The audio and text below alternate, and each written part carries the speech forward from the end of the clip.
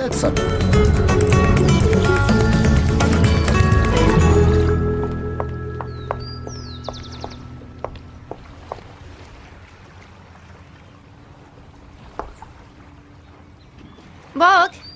Bog, Bog. nećete mi ništa reći, jer danas Sretan rođendan, ljubavi. je... Hvala. Estas son las mañanitas que cantaba el rey David. Hoy por ser tu cumpleaños te las cantamos aquí. Despierta, Bilú, despierta. Mira que ya amaneció. Ya los pajarillos cantan, la luna ya se metió. Sve najbolje.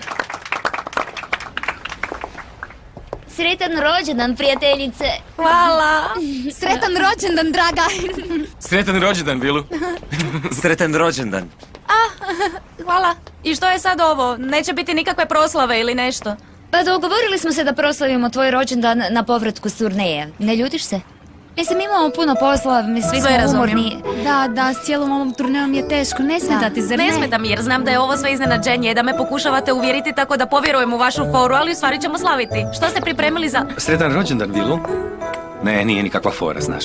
Naravno, nikakva fora. Leon, bit će nešto, zar ne?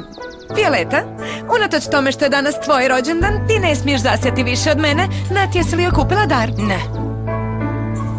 Dobro, sretan rođendan. Svak. Idemo.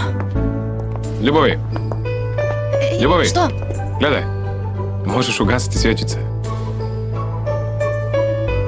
Čekaj, za ozbiljno?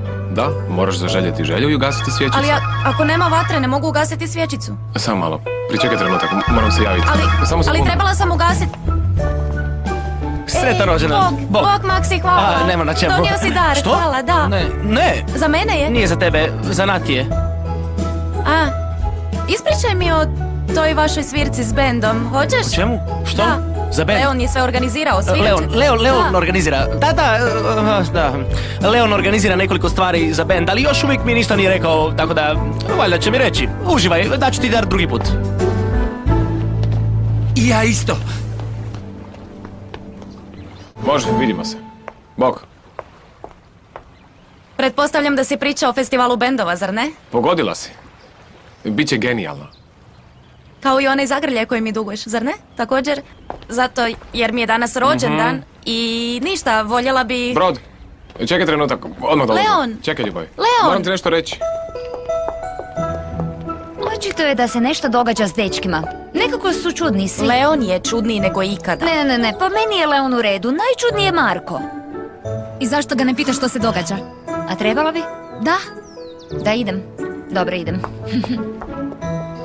sretan rođendan.